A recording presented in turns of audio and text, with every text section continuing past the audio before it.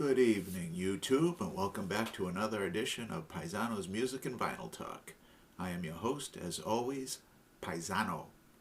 Tonight we are going to talk about the most influential, the most imaginative, and the most talented group in pop music history, in my opinion, and that would be the Beatles. In their ninth studio album, called The Beatles, most commonly known as the White Album. As you can see, it's all white. And the Beatles is in slightly raised letters here on the front. This was following the follow-up to Sgt. Pepper's Lonely Hearts Club Band, which came out in 1967. This was released on the 22nd of November 1968. This is a reissue. I bought this in the mid to late 80s, probably at Strawberries down the South Shore Plaza, if I had to guess. And it's a must-have for any Beatle fan, and anybody that considers themselves a rock fan too. I mean, this has a number of classics that are heard every day on the radio and transcended popular culture, as the Beatles did time and time again. There are a couple songs on here that I feel could have left off, and there's some on here that are my least favorite Beatles songs, but it has quite a few of my favorite ones as well. It's the only double album the Beatles ever put out, the only double studio album they ever put out in their tenure. And it was nearing the end of the Beatle run. The Beatle run would only last until 1970 and Let It Be. And they went out with a bang, and they were pretty much a success from the 1970 ended 7.5 years that made up the greatest recording catalog that any popular band ever put out, and that's something surely to be proud of. They stand by themselves as widely considered to be the most successful and the most influential rock band ever. And the track listing goes, the Beatles were starting to show their individuality starting around this time. Paul McCartney, John Lennon, George Harrison, and Ringo Starr, they were all had their eyes were starting to open that maybe they could do their own thing, which they started to do shortly thereafter with varying success amongst the four of them. Track listing for this one goes like this. Side 1, record 1, Back in the USSR. Great way to start an album. Fantastic rock song. Followed by Dear Prudence, Glass Onion, Obla Di Obla Da, Wild Honey Pie, which in my opinion could have been left off the album. Wouldn't have suffered, that's for sure.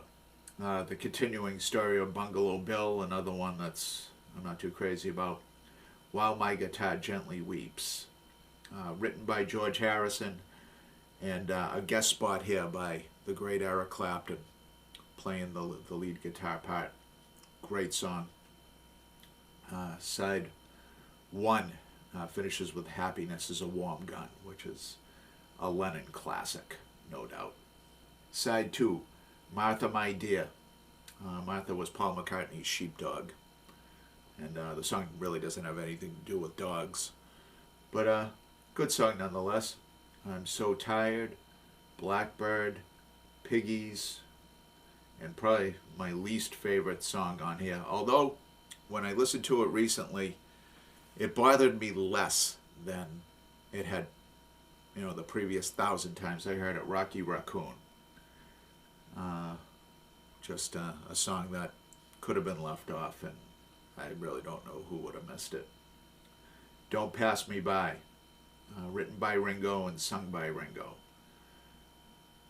Why Don't We Do It in the Road, I Will, and Julia finishes out side 2.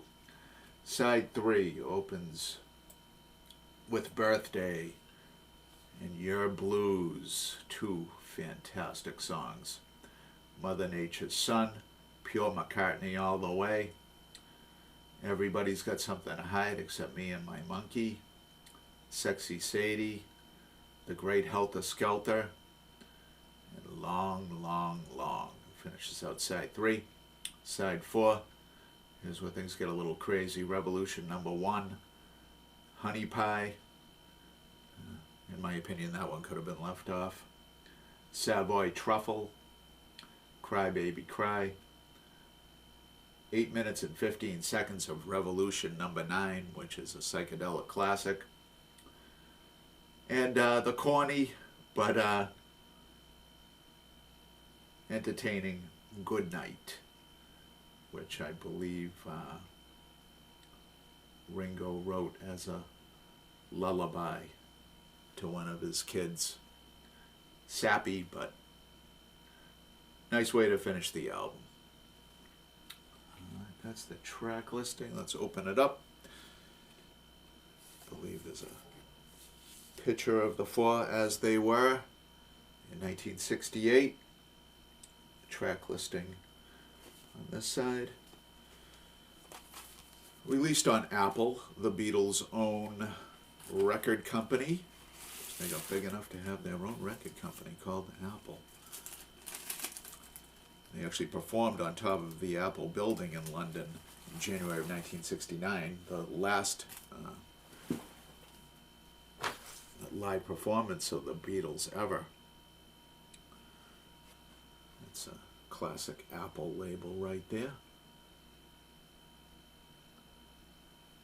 Fantastic album, a must-have for any rock fan, in my humble opinion.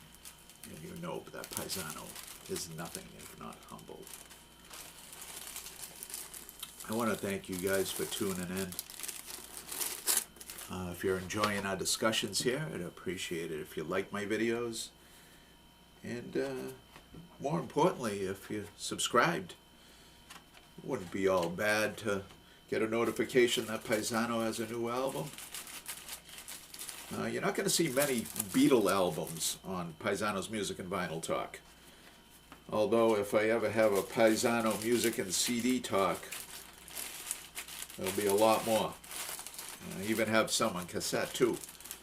Although I highly doubt we'll get to a Paisano Music and cassette talk. But who knows? Who can really tell what's going to happen in the future? Certainly not me. All right, YouTube. Thanks for tuning in. What will Paisano dig out of the crates next week? Tune in, find out. Good night.